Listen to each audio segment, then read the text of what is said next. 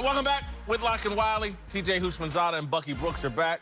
Time now for a big story. Let's move to the NFL, where running backs have seen their position devalued in recent years. But now it appears they're actually trying to do something about it. A new organization called the International Brotherhood of Professional Running Backs has filed a petition with the National Labor Relations Board asking that the group be split apart from the NFLPA and recognized as a separate union just for running backs. This sounds crazy, but I love it. You love it? I love it because I think running backs have been done unfairly by NFL rules and the way they've changed the game. No one has been looking out for them, and I don't blame them for going this route. The league is exploding with money, and their position keeps losing value and worth less money. The game is screwed up, man. The running back is still the most exciting position in the NFL. It's a reason to buy a ticket, and they're treated worse than kickers. That was a tremendous story you sold. Not exactly factually correct. You know, I got some numbers here, but I'm going to get you with this first. It takes me to a bad place. It takes me to the quarterback club. Remember those days? I was going to say that. Oh, okay, I'm sorry. I'm in your notes. I love it. I love it. That elitism that they were trying to create. We're bigger than y'all. Yeah. And now the running backs are sitting there on the flip side. Y'all trying to say we less than y'all? But in reality, how do you materialize that conversation and story to a coach who's saying, I'd rather use my receiver than you. I'd rather throw the short pass, which is with less adversity than the long run. How do you translate this and monetize it? When the running back franchise number has been going down of late, but it's going up next year. It's going up almost to the tune of $1.5 million. What about the other people who are lesser on the totem pole than the running backs by position? You want to talk to a safety? Anybody? Safety union out there? Tight ends. Y'all want a union too? Special teamers. Y'all need a union too? So my thing is, I understand it's not a one-size-fit-all policy.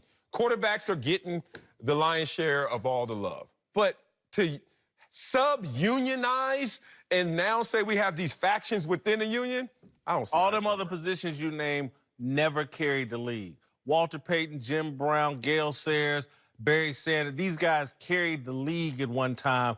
And so safety, never. It's a new day, brother. See, this is the problem. It's not a crazy idea. It's actually a brilliant idea. It's just never going to happen. And I'm not so sure. I don't think it ever happens because you talk about it's probably 4 to 5, maybe a handful of guys that are in this position where what I don't like about it is if you're a first-round pick, they pick up that fifth-year option, they're going to run you into the ground and get rid of you. And so there needs to be something done about this. And these guys are doing the right thing. Melvin Gordon and Ezekiel Elliott holding out. The thing with Ezekiel Elliott, if you stay out of trouble, you probably got a deal. But TJ, the point you made that's excellent that I want to expound on is this is about the rookie wage scale and DeMaurice Smith needs to change. And the NFLPA. Needs to change. These running backs are getting screwed over in this, and that's why they're like, hey, man, D. Smith and this, they're not looking out for us. We have to do our own thing. I mean, in essence, it's a 6-year deal. You sign for 4, they pick up the 5th-year option, then they franchise you, then they get rid of you. It's not fair, but it is what it is. So from a team standpoint, I believe that's the new hustle. The new hustle now when it comes to running back, everyone is like, oh, don't take one in the first round. No. You take him in the first round. Take the best running back in the planet in the first round, lock him up, then you can put him on the franchise tag and franchise tag him again if he's worthy. For 6 years in his prime, you have him, cost control. Josh Jacobs for the Oakland Raiders, first round, 4-year, $11 million. You mean $3 million a year for a guy who could be my best player? I'm going to take that all day. Melvin Gordon is protesting because he's at $5.6 million.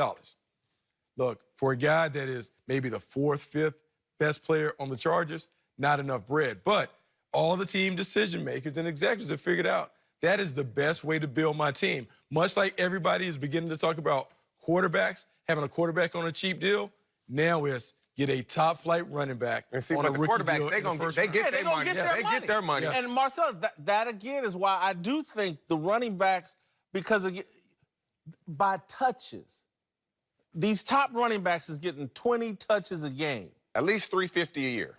20 touches a game.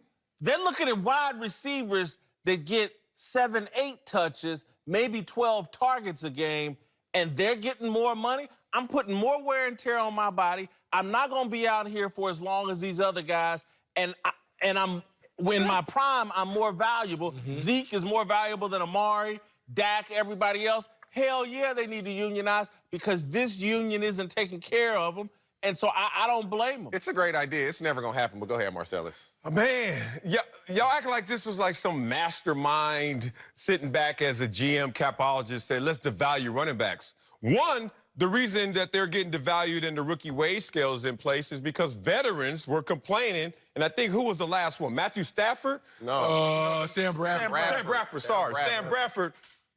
Huh? It was dumb. He got dumb, though. So there is a happy medium. I give you that. What did they say? He got 50 without even playing a snap. We were still playing. Oh, the money's going to go to the vets. And it did. That didn't happen. Okay. That did not happen. So there's a happy medium. I agree with that. But now, how do you execute? We want our running backs to get more money. How? You change that rookie wage scale because it's damaging the running backs. And the guy, again, to go back to where we were or go to where? 4-year Where contract. do you land? I don't know. Contract? Somewhere they got to do something because this isn't fair. They're the second, third, maybe sometimes the best player on the team, and they're locked into deals where they can never score on that. You get that contract. Yes. Everybody else is going to make it past year 5, presumably. A quarterback can play damn near forever. These receivers can play to age 34, 35. By the time these guys can get their money, oh, man, you washed up. You 30 years old, 31 years old. Well, you could stretch them out to 7 years with the 2 franchise tags. I give you all that. But like any venture capitalist would tell you, he will look at you and say, great idea, son, but how you going to execute it? And if your team and you can't execute it, hey, DeMaurice Smith for. Yeah. It's not many Adrian Petersons, Frank Gores, LaShawn McCoys out there no more. They getting rid of guys. There's not many of them out there. And that was the thing, because if you go all the way back to when we were playing, when Gene Upshaw was the head of the union, one of the things they used to talk about, no, we don't want to have a rookie wage scale, because even when those guys get paid, when you go back to the table, you're like, I got to start at whatever Sam Bradford's getting because I'm an established player. I hear that. When we did the rookie wage scale, what happened? Look, man, these things don't work in a vacuum. This is owners and management, they figured out it's a byproduct of bad leadership from DeMaurice Smith. Darnell, players, you missed anything? Players started it. Yeah, I know a guy who definitely would want to join a union, Ezekiel Elliott. He's still sitting out during his contract negotiations with the Cowboys, but it sounds like he's still putting in work.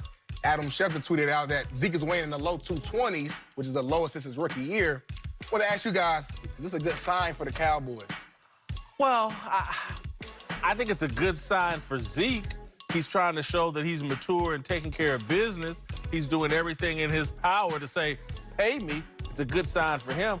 But if they don't come with the right money, and particularly based on what we just talked about, stand strong, Zeke. Don't come in. It's a great sign for what's yet to come in this year. It's a horrible sign if you look at him in totality in terms of professionalism. Because whenever a guy loses a bunch of weight or gets into shape, wait a minute, how long you been on this team? Like, day one didn't get you right? Like, this professional atmosphere didn't get you right? Oh, contract talks is getting you right? Be careful, that's a slippery slope. Motivation, one word. He's motivated to prove to the Cowboys and everybody else that I should get this money. And so it's great. It's great for him. Whatever's motivating him, let it motivate you while you're in Cowboys. But how long is it going to motivate him? Yeah, it's great for the short term. But we've seen Zeke. We've seen Zeke in the regular season. We've seen him become chipmunk Zeke, where he gets all stuffed in his helmet. We don't want fat boy Zeke, and so we got to be careful because, look, whatever players are, once we give them a lot of bread, it only comes out. Some players, you give them a lot, they want more. Yeah. And so it can go both ways. But there's lulls between the contract signing. There's lulls. What you going to do then? I used to overeat at Applebee's. Now I do it at Ruth Chris. Coming up, Colin Kaepernick supporters have been out in